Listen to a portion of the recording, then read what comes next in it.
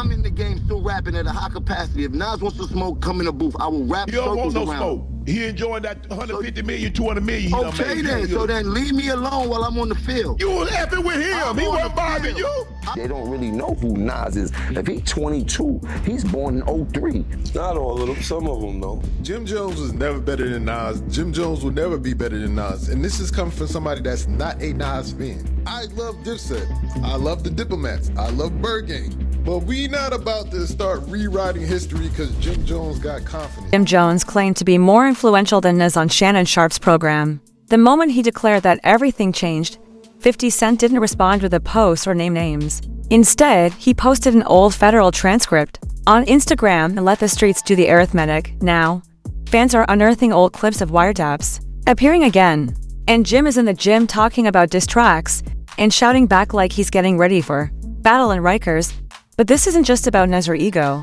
It feels like 50 reminding the industry of who is truly untouchable and why some people have enigmatically avoided charges. Jim may have initiated this to make a point, but he may have now set off something far more significant than music. Jim Jones' reference to Nas always hits differently for a reason. Their history dates back to 2002 when Nas went on a Hot 97 tirade and disparaged Cameron, calling his album whack without providing any explanation. Was enough to set Dipset in full attack mode. However, the tension between them did not begin yesterday. Jim Jones jumped in head first and things got messy. Dipset was making fun of Jim on Mixed Tapas, and he took it personally by threatening to slap the Kofi off Nas. He maintained that same intensity in songs like We Fly High and It's More Than Music. But this is where things get more complicated. Jim always loved Nas, and a year ago, he wasn't criticizing him. I never got to see Nas. I never got to sit down and have a conversation with Nas and things like that. I had called you about it and things like that. That was like still one of the people that I never got to have a conversation throughout my history of rap and things like that. I think I would love to have a conversation with Nas. I wouldn't know if he knows it, but Nas was one of my all-time favorite rappers coming up and things like that. I've heard you say that. Since the barbecue and things like that. Like he really put the whole dope boy rap, crack hustler, get fresh rap into perspective before anybody. Nevertheless, when Jim appeared on Fat Joe and Jadakiss podcast and Fat Joe chose to stir things up, the admiration quickly changed to hostility. I recently saw a clip on Instagram where a young kid was comparing you to Nas and saying that you got that's my young boy. Big hits. He's wild. Yo, he looked to you. He learned how to wear the BB Simon belt from you. He got his swag. Like, how crazy is that? Because in my era, you know what I'm saying? Nas is like a god. In my era. Jim was eager to go into further detail on this subject. So even though that alone might have been left on the timeline, he wasn't finished yet. Nas. But remember, Nas' first record, The Barbecue, came out when I was in 11th grade. Yes. So Nas was my idol when I was young. Like you did, came to dressing, the wordplay, the music, everything. I was a superior Nas fan. Period. I'd never take that away from him. But then as I got in the game, you gotta realize that your rivals would be idols, and not to take anything away from that, I developed my own style and my own lane that these kids start to gravitate towards the same way I gravitated towards Nas when I was younger and things like that. It's a whole different generation. He then unexpectedly released one of the most rash takes in modern hip-hop history. I came into light and started going crazy that these kids love me. They don't really know who Nas is. If he's 22, he's born in 03. Not all of them, some of them though. You know what I mean? A lot of them though. Jim wasn't stuttering. Rather, he doubled down. Jim wasn't just saying that he was more relevant. He positioned himself as more influential than Niz of Queensbridge, the man behind Illmatic, God's Son, and King's Disease, the guy who still sells out Madison Square Garden in his 50s. No, me, Jim Jones.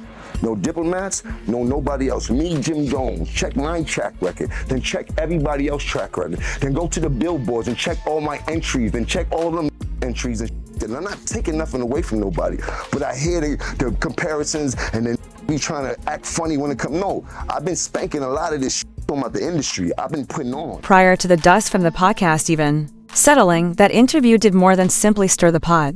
It turned it upside down and set it on fire. When Jim Jones appeared on Shannon Sharpe's Nightcap, he was prepared to double down.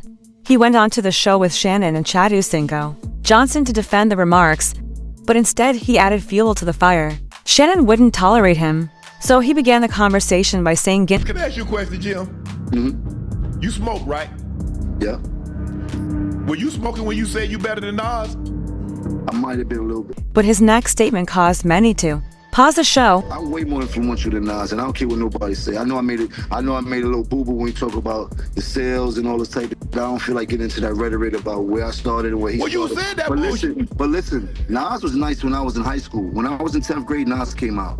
Nas was dope. We appreciated him. He had a little bit of run. However, just when you think Jim is finished comparing resumes, he comes up with one more great point. He began by bringing up the old beef between Dipset and Nas from the early 2000s, in which he claimed to be a better Nas fan, but to have outperformed him in impact. He began to sidestep the issue by mentioning Nas's fashion influence, calling him one of the flyest ever. But he kept returning to the same point: Nas doesn't have the same influence on the streets as he does. But Nas always came up second to Jay and DMX and all these other people. Like, Ain't no shame in that. There a lot of more folks came up second to Tom Brady. He never had that type of influence on us, except for his first album. I already told you, I used to want to dress like Nas because he had a lot of fresh clothes that the hustlers used to wear, and we used to see him on TV. He had one of the illest albums of all time. And then in high school when he had the barbecue and shit like that. So I'm a real fan of Nas, but he kind of lost me after the movie Belly and shit like that. Shannon wasn't having it. Bro, you been in this thing, but lyrically, I'm gonna keep it a stack with you. Yeah, Y'all but look ain't how ever you with dress. Nas. Look how you dress. You don't even be in the same places I be in. The things that we listen to. I can be in the church house. You can't emphasize lyrics. I don't know who told you that. Now look, I know you on that good stuff, but you're not seeing Nas. Concurrently, Jim became so upset that he began making fun of Shannon's attire. You got a bunch of 40 and 50-year-olds in their panties because I said I'm better than Nas. It don't matter. Look at you. Look at you. Nobody from Dipset gonna take you over Nas. Nobody from the Diplomats but you. Hold on, Jim. Hold on. That shirt too tight. Hold on. That shirt too tight. You want to go back to I really mean it? I really mean it started. We could go back to the history, bro. But you didn't even say that, bro. I was sitting there at this time, watching Shannon and Jim fight. I'm still playing at a high level. Hey, you check my record, jumping up the I'm still playing at a high level. I'm rapping at a high level. You better check my stats, bro. I will run circles around Nas rapping right. I will run circles around Nas rapping right now. Right now, I will run Saturn around Nas right now rapping. Then Unk exploded when Jim said that Shannon was simply bringing him on for views. This is the biggest podcast you ever been on. Do you know what podcast you been on better than this one? Hold on. We on topic. Hold on. No. Name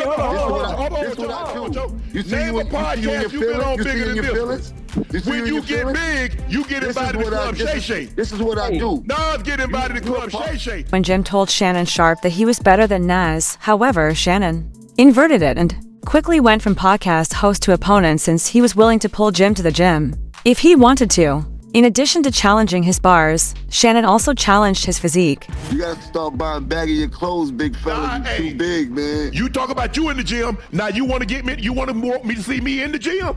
Oh, we can do that. Since you like to talk that ish, now come see me in the gym. We talking about working out. What we talking about? Working out or strength? What we talking about? Working out or strength? Work however you want to do it. We talking about since you got money. And we talking about put your money where your mouth feels. So you talking about working out? I burn you. You talking about working out? I burn you. You talking about working out or strength? Because you probably can lift a lot more than me. Whatever. You're bigger than me. You're probably stronger than me. But if you talk about working out, I burn you. This ain't what you do. This ain't what you want. You are doing good when you talk about Nas and Jada. You don't want to see this. In an attempt to show that he was still relevant and dominant in a new arena, he tried to turn the conversation into a gym flex and challenge Shannon to a workout war rather than directly answering 50. However, while Jim was still engrossed in gym theatrics, 50 had already made his move behind the scenes, and that individual label was still sitting heavy in the background. Meanwhile, the audience was going crazy in the comments section, and the internet was consuming the fact that also retired NFL Hall of Famer now defended Nas. One fan said, "Shannon did what Fat Joe and Jada should have done. Jones, you delusional. Shannon, thank you for bringing it up." And that's facts because, why were they so quiet during that interview? Meanwhile, 50 had been watching the circus unfold from the shadows, and he wasn't laughing. But just when people thought this was done being hilarious, it turned petty because that's when fans resurfaced the clip. When it got, honestly, I can't, if it was like Jim Jones, imagine putting a pen to paper to write about him. He was so nice. He was so about him. How did you do that? What's the first sentence? What the fuck do you write about him? I'm not anxious to hear the Jim Jones diss record. Like, I'm not, yo. Used to have so nervous with like B.I.G., Pop, Right. even Cannabis, like Eminem. He'd have you like, if we go at it, dog, we gotta go hard. You know what I'm saying? But these Jim Jones, like, I mean, I respect you getting your money. You're like, exactly, right? Of disrespect. When 50 Cent learned of Jim's better than his claim, he didn't even blink. Instead, he simply laughed, pulled out a few receipts from his bottomless petty archive, and reiterated one of the most contentious rumors in hip-hop history after calling Jim Individual One. That one caption had the internet howling because, Wellness was remaining silent and Shannon was getting swole. Someone else was seeing everything from the shadows. The term, Individual One, is more than just a nickname. It's a federal label that was taken directly from a Tekashi 69 wiretap back in 2018. During Tekashi's 9 Trey Bloods trial, prosecutors played a phone call they said featured Jim Jones, who was not named in court but was referred to as such. In that call, someone was allegedly telling gang members to beat Tekashi for abandoning the set. Jim's voice was never officially confirmed in court, and he was never charged. But the street blogs and 50 never let that moment go. And now that Jim is attempting to boost his podcast popularity and lure people into battle, 50 discovered the ideal opportunity to remind everyone that the streets still remember him. He went back into his Instagram vault and shared a meme that he had previously swiftly removed, which said, "So that's why they ain't pull him in. Say it ain't so, Jimmy." Back in 2019, the Shade Room shared an update on Tekashi's court case. A verified courtroom reporter claimed that Tekashi had mentioned Jim Jones as a 9 Trey member, and 50 couldn't help but write about it. Then, the famed video of 50 looking scared appeared. I'm hiding out in Texas. Please, whatever you do, don't tell them I'm in San Antonio. Don't tell them I'm staying at the Four Seasons. Don't tell them, please don't tell them, man, because there's just so much pressure on me right now. I don't know what to do.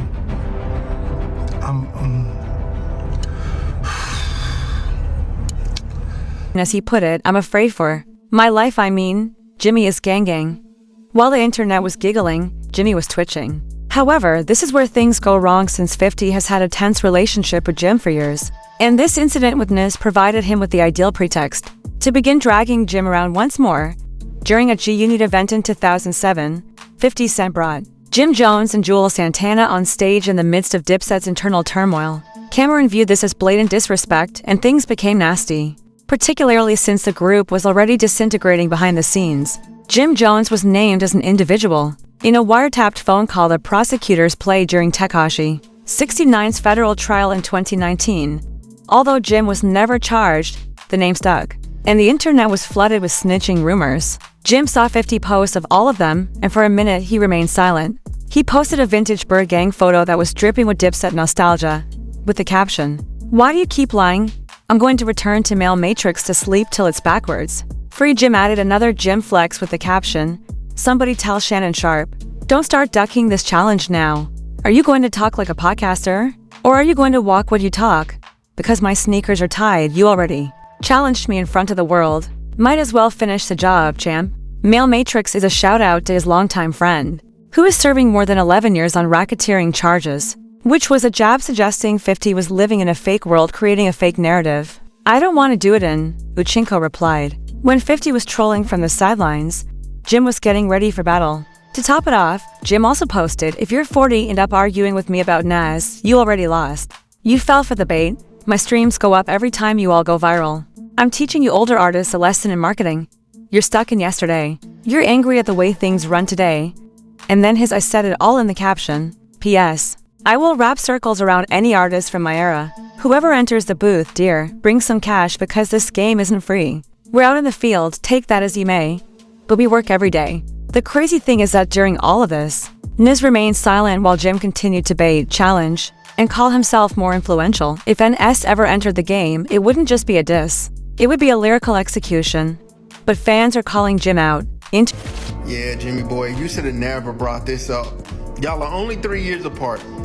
And Nas is just like murdering you. You asked us to look up the stats, and here they are. Like Jim Jones, like you got a couple songs. I mean, like literally, it's a couple. But we're talking about Nas. Let me show y'all Nas's last projects. Nas been getting it in since 2018. Jimmy, when the last time you put out an album? Oh, would you look at that? You have been dropping music. You've really been dropping music. But nobody's heard it. Nobody's listening, bro.